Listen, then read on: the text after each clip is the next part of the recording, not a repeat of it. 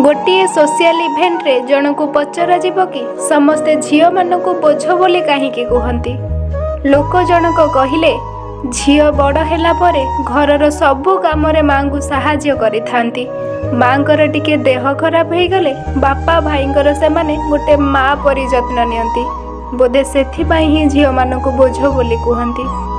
घरर असुविधा बा परिस्थिति को पुओ माने बुझी पारंतु कि न पारंतु किंतु झियो माने सब बेले घरर परिस्थिति आ असुविधा को भल से बुझी पारंती। बोधे सेथिपाई ही झियो मानकु बोझ बोली कहती। बाहा हैला परे को पुओ बहु बापा माँ को पचारू थिबे कि नहीं मु तो जानिनी, किंतु बाहा होई सारिला परे मध्य झियो माने सबु बेले फोन करिके माँ तू केमिति अछु, बापा ठीक टाइम रे खाउछंती कि नहीं एमिति कही सेमानकर भल मंद बुझी थांती।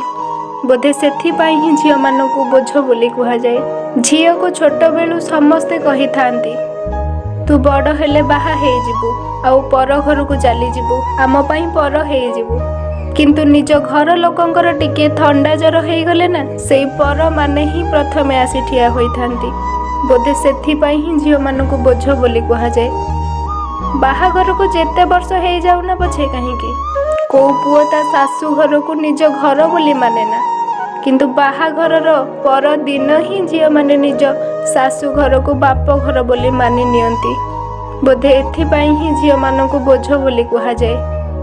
प्रकृत रे सत कथा हैला बाहा न हेबा जाए से माने निज बाप घरर काम करंती आ बाहा होई सारला परे निज सासू घरर काम करंती। मरिबा पर्यंत से माने निज कांधरे दुईटी परिवार बोझ को बुहंती। बोधे सेथिपाई ही झियो मानकु बोझ बोली कहा जाए।